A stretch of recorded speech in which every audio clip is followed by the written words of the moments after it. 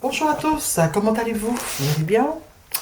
Moins isolé durant cette semaine, mais par la grâce, ça va.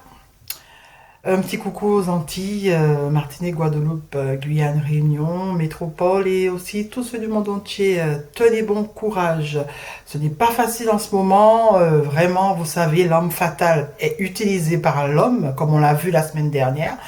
Et c'est pas fini. Voilà, c'est pas fini. Alors, le mental doit être fort pour pouvoir traverser cette tempête, mes amis. Rien d'autre, le mental qui doit être fort. Voilà. Mais on va reparler justement de cette arme fatale qui est aussi, qui a été aussi utilisée par Dieu. Ben oui, dans la parole. Cette arme fatale, pourquoi Dieu l'a utilisée? Qu'est-ce que ça veut dire? Pourquoi Dieu utilise la peur pour nous pousser à obéir? Pourquoi? Pourquoi? On ne comprend pas, je ne comprends pas. Normalement, attends, celui qui nous a donné la vie, il est amour. Alors pourquoi il a besoin d'utiliser la peur? Juste l'amour, c'est essentiel pour pouvoir permettre à quelqu'un d'aller dans ton sens. C'est juste l'aimer. Pourquoi il faut utiliser la peur? Pourquoi il faut qu'il y ait des punitions? Pourquoi?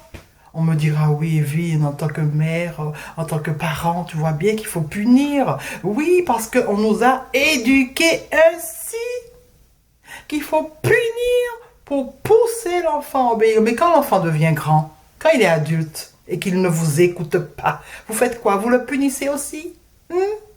Ça veut dire que la punition, ça n'a pas lieu d'être. Parce que lorsqu'il devient grand, la seule arme que vous avez, c'est l'amour. Vous pouvez faire autre chose que qu'aimer votre enfant. Ça veut dire que l'arme fatale qui a été utilisée par Dieu a un problème. Et l'arme fatale que nous, parents, nous avons utilisée, ça a un problème aussi, mes amis. Il nous faut reconnaître que pour permettre à l'autre de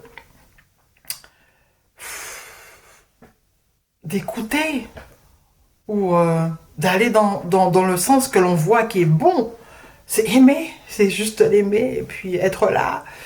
Ne pas faire les choses à sa place, hein, ça c'est clair. Je ne suis pas dans ce cheminement, mais toujours être là pour l'autre, l'aimer et l'aider à prendre ses responsabilités, ça c'est clair. Ok? Bon, on revient sur notre programme. Je vais aller dans d'autres domaines voilà, qui concernent pas ce que je veux expliquer aujourd'hui. Alors, on reprend un petit peu trois questions importantes de Madame Lise Payette. Savoir faire peur au monde est le point de départ de ceux qui ont comme objectif de tout contrôler. Quand la peur est installée, les tyrans peuvent régner. Ils se soumettent.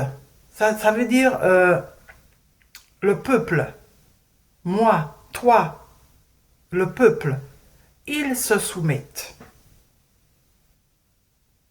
plus rapidement quand ils sont effrayés. Et c'est clair. Il suffit d'installer la peur et le reste, voilà, le reste va être accepté. Alors, il y a de ceux qui m'ont demandé des versets pour expliquer ce que je dis. Alors, je vais citer 5 versets, 4 dans l'Ancien Testament et un dans le Nouveau Testament. Voilà, je ne veux pas prendre trop de temps. Le premier verset. Alors, ce qui est bizarre, hein, dans Genèse, on nous dit comment la terre a été créée, tout patati patata. Mais après, c'est fini. On ne nous parle même pas de la vie d'Adam et Ève sur cette... Oh là là, quand même, c'est quand même important dans le jardin. Qu'est-ce qu'ils ont fait? On a envie de savoir. À votre péché, il y a quand même une période quand même. Rien. Rien. Rien. Tout de suite, au verset 3, on parle déjà de la désobéissance. Mais c'est quand même important de savoir comment ils ont vécu en Éden. Ça aussi, c'est beau. Donnez-nous de l'espoir, un peu d'espoir. Rien. Juste le péché. Dès le premier instant. Au Au verset, voilà, au verset, à partir du verset 7, après le péché, là c'est ce qui est embêtant, ce qui est un petit peu troublant. Lorsque Adam et Ève entendent la voix de Dieu, parce que apparemment on constate que Dieu avait l'habitude de discuter avec eux, hein, ils voyaient Dieu, voilà, ils se cachent parce qu'ils ont entendu la voix de Dieu. Et Adam qui répond à la question de Dieu, où es-tu? Il dit, j'ai entendu ta voix dans le jardin et j'ai eu peur parce que je suis nu et je me suis caché. Quand je dis la peur est installée, la voici. La peur de Dieu a été installée. Elle est là. Tu as l'habitude de discuter avec Dieu parce que tu as péché, parce que tu es nu. Tu vas te cacher. Voilà, elle est installée là, la peur de Dieu. Pourtant, Jacob, un grand pécheur, Jacob, dans Genèse 32, verset 30, tout le monde connaît cette histoire, a lutté contre Dieu. C'est ce qu'on dit dans la parole. Il a lutté contre Dieu.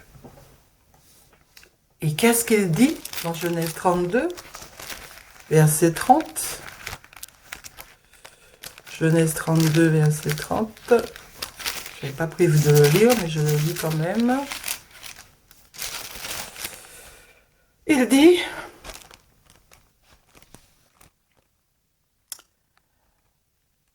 j'ai vu Dieu face à face et mon âme a été sauvée. On peut voir Dieu alors.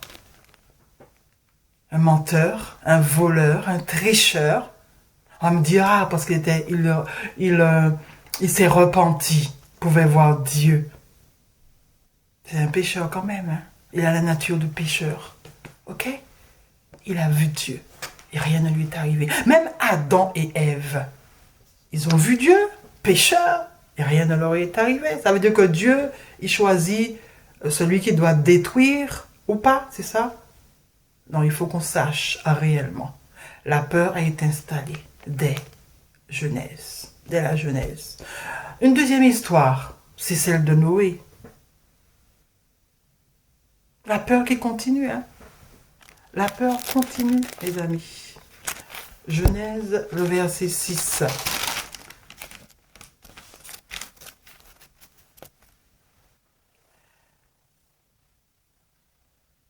L'Éternel se repentit d'avoir fait l'homme sur la terre, et il fut affligé en son cœur. Et l'Éternel dit, j'exterminerai de la face de la terre l'homme que j'ai créé, depuis l'homme jusqu'au bétail, aux reptiles, aux oiseaux du ciel, car je me repens de les avoir faits. Lorsque quelqu'un lit une histoire comme ça, il dit, waouh, waouh, qu'est-ce que la personne va penser? Dites-moi. Ça fait pas peur? Non? De voir que Dieu il est capable de raser tout un territoire. Dieu est capable de détruire l'homme comme ça. Mais voilà, c'est la peur qui continue, mes amis. Exode 20. La peur a encore été installée, encore meilleure, dans les 10 commandements. Alors, dès les premiers versets, verset 5. Tu ne te prosterneras point devant elles et tu ne les serviras point, car moi, l'Éternel, ton Dieu, je suis un Dieu jaloux, qui punit l'iniquité des pères. On sait déjà comment il punit. Il a ravagé, il a exterminé ceux qui étaient les antédiluviens. On sait déjà. Je pense que les enfants de Noé ont raconté, voilà. Et ça s'est perpétué, on sait déjà comment il fait. Qui punit l'iniquité des pères, des enfants jusqu'à la 3e et la 4e génération. Le Dieu qui nous a été donné, voilà. La peur a été aussi installée dans nos têtes, pour qu'on puisse savoir que si on n'obéit pas, eh bien on sait déjà ce qui va se passer. Exode ok. Nombre 26, encore un autre événement. On va me dire, mais je prends les plus terribles. Ah ben oui, hein. C'est la peur de la peur que je veux parler, non? Ok. Nombre 26, verset 10. Là, c'est toute une famille, hein, qui a été voilà, engloutie. La terre ouvrit sa bouche parce qu'ils ils ont méprisé loin de l'Éternel. La terre ouvrit sa bouche et les engloutit avec Corée quand moururent ceux qui s'étaient assemblés et que le feu consuma les 250 hommes. Ils servirent au peuple d'avertissement. Quand on te dit que quelque chose te sert d'avertissement, un événement te sert d'avertissement, ça veut dire quoi? Tu as intérêt à te tenir correct. Sinon, c'est ce qui va t'arriver. Tu as vu ce que je viens de faire là? Tiens-toi bien. Tiens-toi correctement. Sinon, c'est ce qui va t'arriver. On obéit par quoi? Par amour ou par peur? Voilà. La peur est installée. Et le dernier, on va nous donner l'explication dans le Nouveau Testament. Pourquoi toutes ces choses ont été terribles? Pourquoi toutes ces choses ont été faites? On nous explique, on nous donne des explications, hein, parce que voilà, au fil des temps, les gens ont des questions, il faut donner des explications. Parce que les gens ne comprennent pas pourquoi Dieu était aussi terrible et pourquoi il ne l'est pas dans le Nouveau. Ça a changé. Les gens se posent des questions. Eh bien là, dans 1 Corinthiens, on a la réponse aux questions, bien entendu. Les générations futures auront aussi d'autres réponses à leurs questions. Frères, je ne veux pas que vous ignoriez que vos pères ont tous été sous la nuée. Ça veut dire c'est Dieu qui les conduisait. Ils ont tous passé au travers de la mer, qu'ils ont tous été baptisés en Moïse dans la nuée et dans la mer. Vous voyez déjà une explication. Parce que les questions sont là. Pourquoi on parle de baptême dans le Nouveau et on n'en parle pas dans l'Ancien?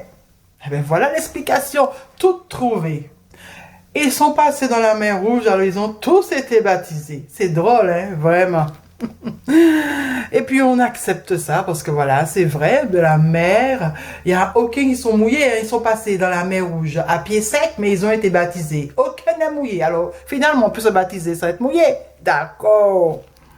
Alors, ils ont tous mangé le même aliment spirituel et qu'ils ont tous bu le même breuvage spirituel, car ils buvaient un rocher spirituel qui les suivait. De ce rocher était Christ. Tout est clair. Voilà, on nous donne l'explication de l'Ancien Testament pour faire la relation entre le Nouveau et l'Ancien. Le rocher qui était là dans l'Ancien, c'est Christ. Non mais ils sont forts, hein, très très forts. Mais la plupart d'entre eux ne furent point agréables à Dieu, puisqu'ils périrent dans le désert. Or, et c'est ce verset qui nous intéresse, ces choses sont arrivées pour nous servir d'exemple, afin que nous n'ayons pas de mauvais désirs comme ils en ont eu. Alors faites attention, hein. Vous avez vu ce qui s'est passé dans l'Ancien Testament là? Avec le Dieu là ils sont restés dans le désert, ils sont morts. Mais voilà, ça c'est pour nous servir d'avertissement ou servir d'exemple. Ne devenez point idolâtres. Maintenant, on vous donne les choses à ne pas faire. Ne devenez point idolâtres, comme quelques-uns d'eux, selon qu'il est écrit, le peuple s'assit pour manger et pour boire, puis ils se levèrent pour se divertir. Vous allez continuer à voir ce qu'ils doivent pas faire. Mais on vous a déjà mis la peur là en haut. Alors maintenant, vous allez obéir au reste. Parce qu'on vous a déjà dit, faites attention. Eux, ils ne sont pas sortis dans le désert. Hein. Ben vous n'allez pas avoir la vie éternelle. Puisque c'est ça. Dans le Nouveau Testament, c'est la vie éternelle. C'est le royaume, la Nouvelle Jérusalem. C'est ça, la récompense. Alors, comme ceux-là, ils ne sont pas sortis dans le désert. Ils n'ont pas été en Canaan. Ben vous aussi, vous n'allez pas aller là non plus. Alors la peur, elle est là. La peur, elle est installée. Depuis la Genèse jusqu'à... Alors, l'Apocalypse, n'en parlons même pas. C'est pas la peine, vous avez déjà vu l'Apocalypse. Vous avez déjà lu l'Apocalypse. La peur, elle est installée là, dans la parole de Dieu. Ça veut dire que on ne fait pas les choses parce qu'on aime. On fait les choses parce qu'on a peur. de ne pas déjà être brûlé en enfer. On a peur de ne pas avoir une robe blanche. On a peur de ne pas avoir une couronne. Attendez. Moi, je préfère avoir un enfant qui m'obéit parce qu'il m'aime. Pas parce qu'il a peur d'avoir des coups. Non. Ça, non. Et beaucoup d'enfants, c'était ça. On a peur. On obéit aux parents parce que voilà, on a peur d'avoir les coups. On n'obéit pas aux parents parce qu'on les aime. On a peur d'avoir des coups. On fait les choses pour avoir des récompenses. La peur, elle est dans notre éducation même. Parce que la parole de Dieu nous a inculqué que voilà, il faut faire mal pour éduquer les gens. Il faut faire mal pour pousser les gens à obéir.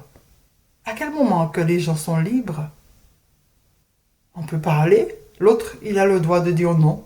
Mais mes enfants, voilà, parfois je leur dis des choses, ils ont le droit de ne pas accepter. Voilà. Ça fait mal hein, quand ils n'acceptent pas ce que je dis. Mais ils sont libres. Mais je peux vous dire que je parle, hein. Je parle tellement. Je parle, et je parle, et je parle, et je parle. Je les rends fous avec ma parole. Mais ils sont libres de dire non. Et je ne peux rien faire d'autre que de les aimer malgré leur non. Et c'est ça la liberté, mes amis. Mais on comprend cela quand les enfants ils deviennent grands. Quand ils sont petits, ben, ils disent oui maman, oui maman, oui maman, oui maman, oui papa, oui papa, oui papa. Voilà. Et puis ils le font parce qu'ils ne veulent pas avoir des coups. Point. C'est l'expérience, mes amis. Voilà cette peur qui est installée en nous pour nous pousser à faire ce que, comment je vais dire ça, ce qu'ils veulent que nous puissions faire. Voilà. Cette peur, elle est installée dans le monde, mais cette peur aussi est installée dans le milieu religieux aussi. Et c'est pour ça que je dis qu'il faut se poser des questions sur le Dieu qui nous a été donné. Est-ce que le Dieu qui nous a été donné est celui qui nous a donné la vie? Est-ce que le Dieu qui nous a été donné, plutôt, est-ce que derrière le Dieu qui nous a été donné ne se cache pas un système? Dans l'Ancien Testament, c'était un système. Dans le Nouveau Testament, c'est un autre système. Derrière le Dieu qui a été donné. Le Dieu redoutable de l'Ancien Testament et Jésus dans le Nouveau Testament, est-ce que derrière ces gens, ce n'est pas un système qui le représente? À vous de voir, ce sont des questions que je pose aujourd'hui et que celui qui m'a donné la vie, celui qui nous a donné la vie, me demande, m'a permis de comprendre, pas me demande, m'a permis de comprendre qu'il est temps d'oser se poser ces questions. Nous avons accepté les paroles saintes comme des vérités. Mais nous sommes dans un royaume de menteurs, mes amis. Et nous le voyons de plus en plus. Alors dites-moi, comment dans un royaume de menteurs,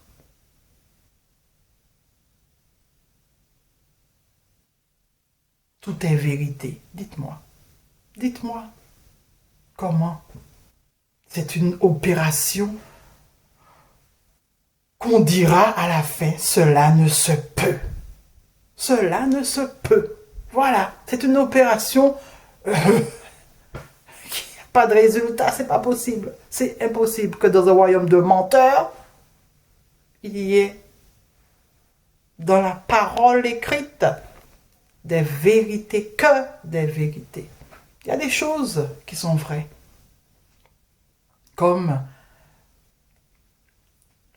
un verset de Proverbe, Un cœur joyeux est un bon remède, mais un esprit abattu dessèche les eaux. Je suis d'accord avec ce verset.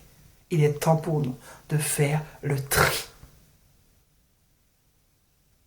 Il est temps pour nous de faire le tri. Voilà. À bientôt mes amis. Bye bye.